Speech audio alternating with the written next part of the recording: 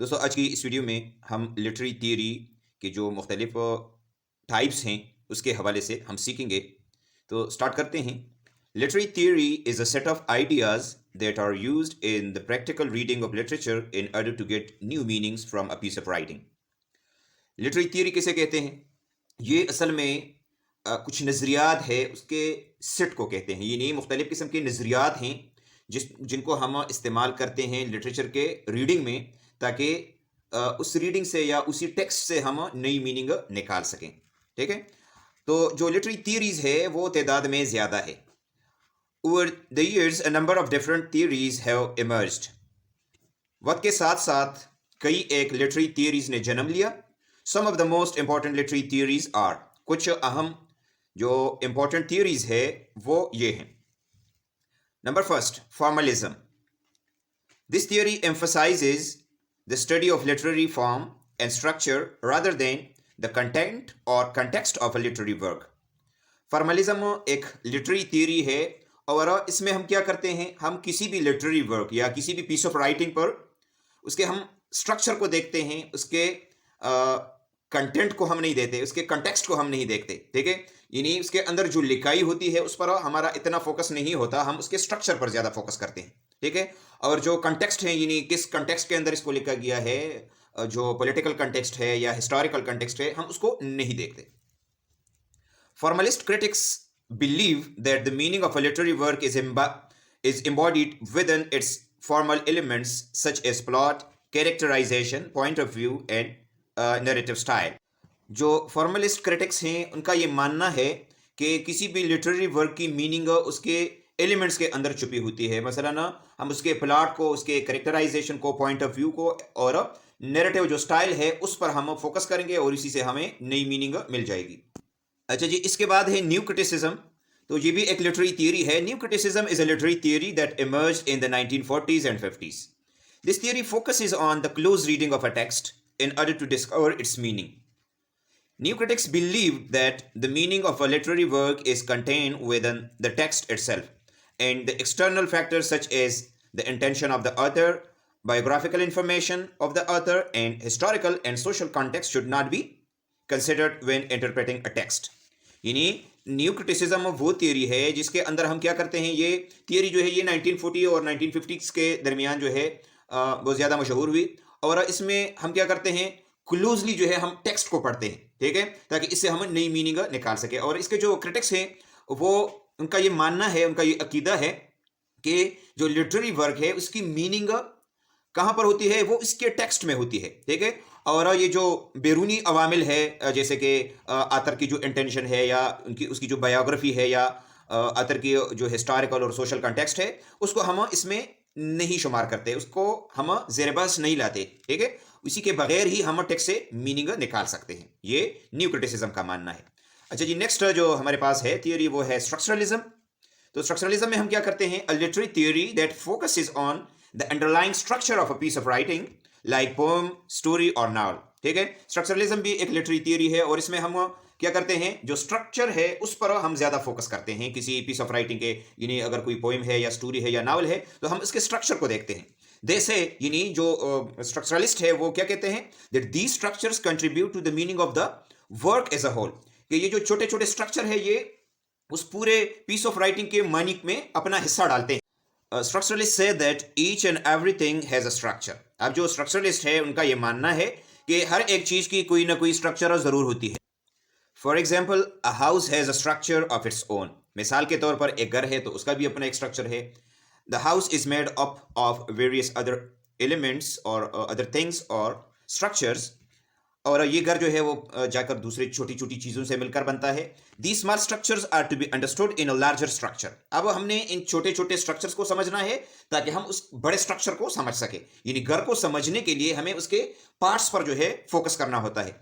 As the small structures make a bigger structure home. यानी जिस तरह के छोटे छोटे स्ट्रक्चर है उससे क्या बनता है, उससे एक घर बनता है। In the same way we have small structures of a poem and novel etcetera. इसी तरह एक नज़म और एक नावल में भी छोटे छोटे स्ट्रक्चर होते हैं।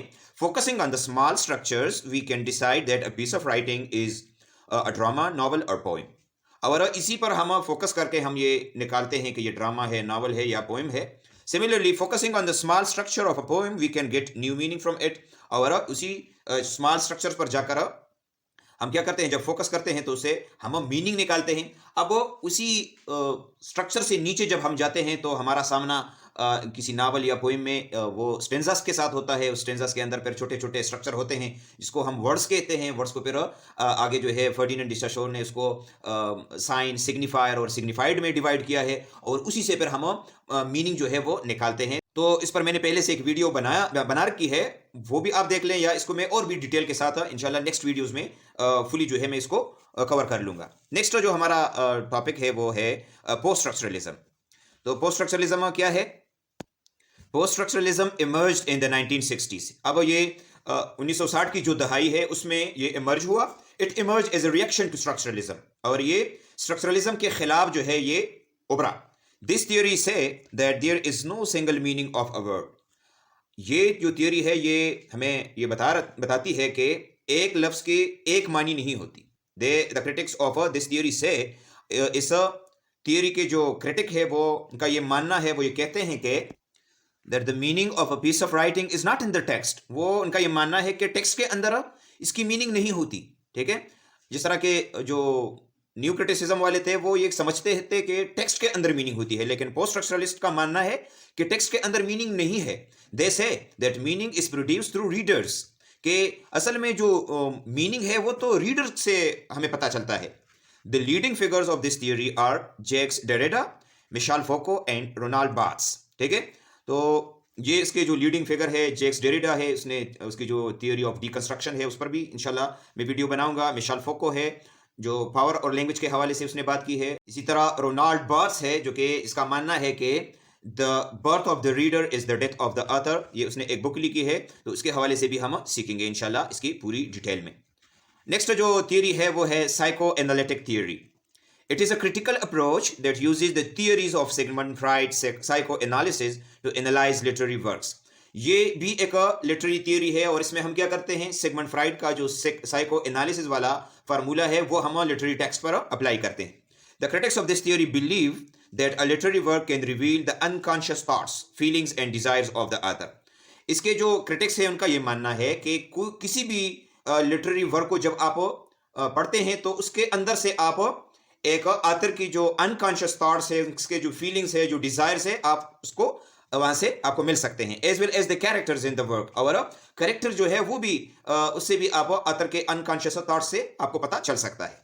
इन this theory we focus on the relationships between characters, the theme of the work and the use of symbols and imagery. इसमें हम क्या करते हैं, इसमें हम फोकस करते हैं जो कैरेक्टर्स होते हैं उनका आपस में क्या रिश्ता है, और इसके थीम्स पर जो है हम ज्यादा फोकस देते हैं, और इसके अंदर जो सिंबल और इमेजरी का इस्तेमाल हुआ होता है उसी पर हम ज्यादा फोकस करके नई मीनिंग निकालते हैं। और the leading figures of this theory are Sigmund Freud, Jacques Lacan and Harold Bloom. ये तीन जो है ये इसके लीडिंग फिगर्स है, उसके हवाले से भी हम पूरी डिटेल के साथ जब हम इस पर वीडियो बनाएंगे तो उसमें मैं आपके साथ डिटेल शेयर कर लूंगा। अच्छा जी, नंबर नेक्स्ट है Marxism. This theory sees literature as a reflection of the social and economic condition in which it was produced. अब ये भी एक थियोरी है और इसमें हम क्या देखते हैं, लिटरेचर हमें ये बताता है कि इस पीस ऑफ राइटिंग को किन सोशल और इकोनॉमिक हालात के अंदर लिखा गया है। ठीक है, in this theory we apply the ideas of Karl Marx and Marxist philosophy. इसमें हम क्या करते हैं, जो कार्ल मार्क्स है उसके जो फिलॉसफी है वो अप्लाई करते हैं to a piece of writing, किसी टेक्स्ट पर। Here we will focus on the relationship of characters. यहाँ पर भी हम किन किन चीजों पर फोकस करेंगे, एक तो कैरेक्टर्स का आपस में क्या ताल्लुक है उस पर हम ज्यादा फोकस करते हैं। क्लास स्ट्रगल यानी अमीर और गरीब का जो चक्कर है जो चलता रहता है हर एक मुआशरे में, उस पर हम ज्यादा फोकस देंगे। इनइक्वलिटी एंड ऑप्रेशन, और नाबराबरी या गैर मसावत और जो जुल्म है उस पर हम फोकस करेंगे और उसी से हम इसके हवाले से मीनिंग निकालेंगे। Focusing on such things we can get new meaning from a piece of writing. इस किस्म की चीजों पर फोकस करके हम इसे नई मीनिंग निकाल सकते हैं। इस पर भी इंशाल्लाह तफसीलन वीडियो बनाई जाएगी। अच्छा जी, नेक्स्ट हमारे पास है the feminist theory. This theory explores the representation of women in literature and the ways in which literature reflects and reinforces patriarchal attitude and values. अब इस थियोरी में हम क्या देखते हैं, हम ये देखते हैं कि लिटरेचर के अंदर फीमेल कैरेक्टर्स को किस तरह रिप्रेजेंट किया गया है और किस तरीके से जो पेट्रियार्कल सेटअप होता है जहां पर सिर्फ मर्दों की चलती है। पेट्रियार्कल एटीट्यूड का मतलब यह है कि वहां पर मर्दों की बात तो मानी जाती है जबकि औरतों को इतनी अहमियत नहीं मिलती। तो ऐसी जगह को या ऐसे मुआशरे को हम पेट्रियार्कल सोसाइटी कहते हैं जहां पर मर्दों की बात तो मानी जाती है जबकि औरतों की कोई नहीं चलती और जो मर्द हजरात उनको जो कुछ कहते हैं वो सिर्फ उसी को वो मानते हैं। तो उसकी को हम कहते हैं पेट्रियार्कल सोसाइटी। तो इसमें हम उस पर फोकस करते हैं। Here we will focus on how women and men have been treated by the other. यहां पर हम देखेंगे कि मुसन्निफ ने औरतों को और मर्दों को किस तरह प्रेजेंट किया है। ठीक है। अच्छा जी, नंबर 8 है new historicism. This literary theory emerged in the 1980s। ये जो लिटरेरी थियरी है ये 1980s में इमर्ज हुआ। The critics of this theory say that literature is the product of the historical and cultural context in which it was produced. In critics का मानना है कि लिटरेचर असल में तारीखी, सकाफती और सियासी हालात के अंदर से ही बनता है। यानी जब हम किसी नावल, ड्रामा को लिखते हैं तो उसी में ज़्यादातर क्या होता है, जो आतर होता है वो उस दौर के जो समाजी, तारीखी और सकाफती जो हालात होते हैं वो उससे अपने आप को आज़ाद नहीं कर सकता। वो उसी के कंटेक्स्ट के अंदर जो है वो लिखेगा। तो इन लोगों का ये समझना है कि हिस्टोरिकल और कल्चरल कॉन्टेक्स्ट को समझकर ही हम उसी पीस ऑफ राइटिंग से नई मीनिंग निकाल सकते हैं। Therefore, in order to understand a text, it is necessary to study the socio-economic, political, cultural and historical background of that age, work and author. इन लोगों का ये ख्याल है कि किसी भी टेक्स्ट को समझने के लिए हमें चाहिए कि उस दौर के और आतर के जो सोशियो इकोनॉमिक, पॉलिटिकल और कल्चरल और हिस्टोरिकल बैकग्राउंड है उससे उसको जानकर ही हम किसी पीस ऑफ राइटिंग से मीनिंग निकाल सकते हैं। अच्छा जी, नेक्स्ट है post colonial theory. This theory focuses on the experiences of colonised people and the legacy of colonialism. अच्छा, ये जो थियरी है इसमें हम ज़्यादातर फोकस करते हैं कि इन पर जो कॉलोनाइज्ड पीपल है, जिन पर अंग्रेज़ों ने पहले से हमला किया हुआ है, जिस तरह कि पाकिस्तान है या इंडिया है, ये वाली कंट्रीज जो है या इसके लोगों को हम कहते हैं कॉलोनाइज्ड और जो अंग्रेज़ है वो है कॉलोनाइजर्स। तो इसमें कॉलोनाइज्ड पीपल पर जो है फोकस किया जाता है। The critics of this theory examine इस थियरी के जो क्रिटिक्स हैं वो ये देखते हैं the ways in which literature reflects, उन तरीकों को जिसके अंदर लिटरेचर क्या करते हैं वो दिखाते हैं, एंड चैलेंजेस और चैलेंज करते हैं कॉलोनाइजर और कॉलोनाइज्ड के जो रिलेशनशिप है उसको चैलेंज करते हैं और उसके तरीकों को देखते हैं कि किस तरीके से कॉलोनियलिज्म के जो असरात हैं वो उस कॉलोनी पर पड़े हुए हैं, उसके जो सकाफती आइडेंटिटीज़ है या उनके जो अक़दार है उस पर कौन कौन से असरात मुरतब हुए हैं। इसी को हम इसी पोस्ट कॉलोनियल थियरी में पढ़ेंगे। इस पर इंशाल्लाह मैं डिटेल के साथ जब वीडियो बनाऊंगा तो फिर सारी चीज़ें आपके साथ में शेयर कर लूँगा। और जो लास्ट थियरी है वो है इको क्रिटिसिज्म। तो it is a literary theory that focuses on the relationship between literature and the natural environment. इसमें हमारा फोकस किस चीज़ पर होगा? इसमें हमारा फोकस होता है लिटरेचर पर और बाहर जो दुनिया है, जो माहौल है, उसका आपस में क्या ताल्लुक है, इसी पर हमारा फोकस होता है। ठीक है। In this theory we analyse, इस नज़रिए में हम जांचते हैं, देखते हैं, क्रिटिसाइज करते हैं how nature and environment has been represented by the author, कि जो बाहर का माहौल है, जो फितरत है, उसको ऑथर ने किस तरह रिप्रेजेंट किया है।